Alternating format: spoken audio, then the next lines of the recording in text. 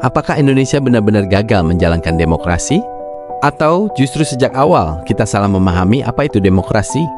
Pertanyaan ini terdengar berbahaya. Ia mengguncang fondasi yang selama puluhan tahun kita anggap sakral. Demokrasi dalam wacana publik Indonesia hampir selalu diposisikan sebagai tujuan final peradaban politik. Ia dipuja, dipertahankan, dan dijadikan legitimasi moral bagi hampir seluruh kebijakan negara.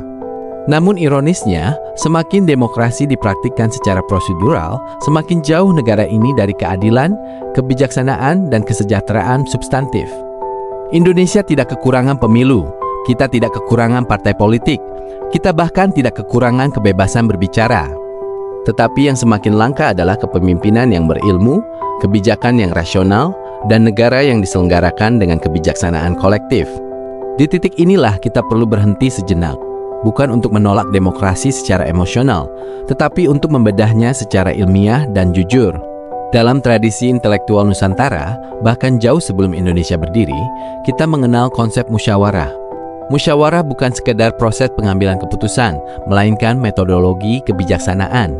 Dalam musyawarah, yang dihitung adalah isi kepala. Bobot argumen lebih penting daripada jumlah suara. Kebenaran tidak ditentukan oleh mayoritas, tetapi oleh kekuatan rasionalitas dan moralitas. Musyawarah mengandaikan bahwa tidak semua pendapat memiliki nilai yang sama. Pendapat seorang yang memahami persoalan secara mendalam tidak bisa disetarakan dengan pendapat yang lahir dari ketidaktahuan, emosi sesaat, atau manipulasi informasi. Sebaliknya, demokrasi modern, khususnya demokrasi elektoral, menggantikan prinsip kebijaksanaan dengan prinsip aritmetika. Satu orang, satu suara.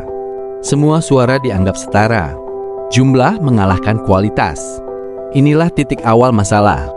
Demokrasi tidak menanyakan siapa yang paling paham, tetapi siapa yang paling banyak. Indonesia dalam praktiknya telah meninggalkan semangat musyawarah dan menggantinya dengan demokrasi prosedural yang dangkal. Akibatnya, keputusan-keputusan besar negara seringkali bukan hasil pertimbangan ilmiah, melainkan hasil kompromi politik, tekanan massa, atau transaksi kekuasaan. Lebih dari 2.300 tahun yang lalu, Aristoteles telah memberikan peringatan yang sangat relevan bagi Indonesia hari ini. Dalam Politics, Aristoteles menyatakan bahwa demokrasi adalah bentuk pemerintahan yang menyimpang, bukan karena rakyat tidak penting, tetapi karena demokrasi menyamakan suara orang berilmu dengan suara orang yang tidak berilmu. Menurut Aristoteles, keadilan bukan berarti kesetaraan mutlak, tetapi kesetaraan yang proporsional. Artinya, memberi bobot suara yang sama kepada seorang negarawan berpengalaman, seorang akademisi yang memahami sistem negara, dan seseorang yang memilih berdasarkan sentimen, hoax, atau iming-iming materi. Bukanlah keadilan, melainkan ketidakadilan yang dilegalkan. Indonesia hari ini adalah contoh nyata dari kritik Aristoteles tersebut. Pemilu tidak mengukur kapasitas intelektual pemilih, literasi politik, pemahaman terhadap visi jangka panjang negara. Yang diukur hanyalah jumlah. Maka, logis jika yang menang bukan yang paling cakap, melainkan yang paling populer, paling kaya, atau paling pandai memanipulasi emosi publik. Kegagalan metodologis demokrasi ini melahirkan 4 penyakit utama dalam penyelenggaraan negara Indonesia.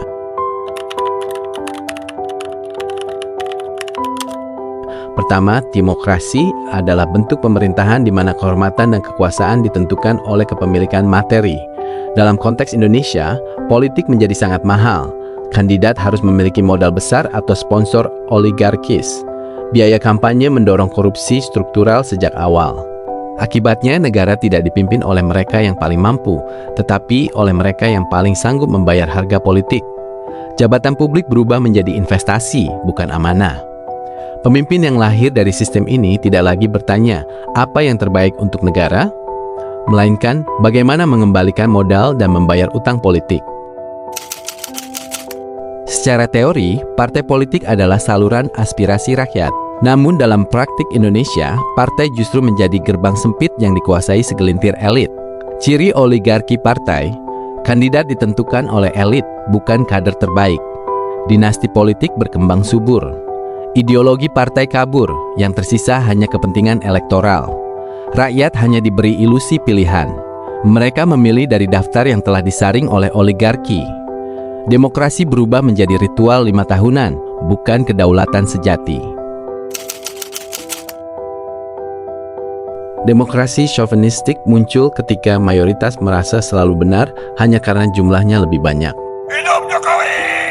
Gejalanya, politik identitas, stigmatisasi kelompok minoritas, kebijakan populis yang mengorbankan rasionalitas.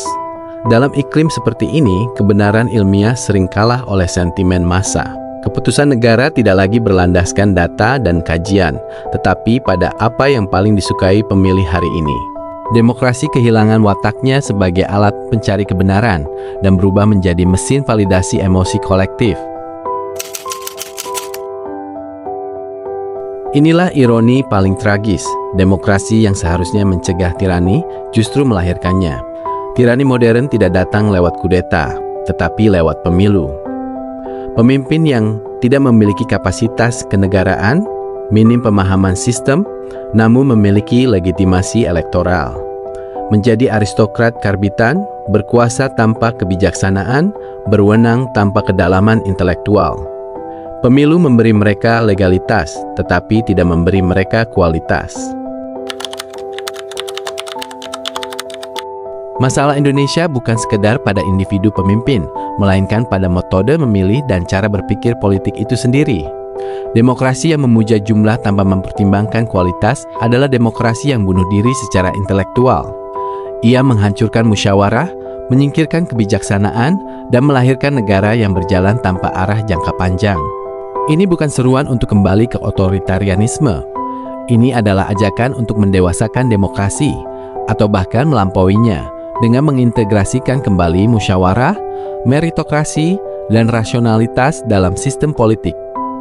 Jika Indonesia terus menyamakan suara orang berilmu dengan suara yang dimanipulasi, maka yang kita sebut demokrasi bukan lagi alat kemajuan, melainkan mesin produksi kegagalan nasional. Dan sejarah selalu kejam pada bangsa yang terlalu lama menolak berpikir.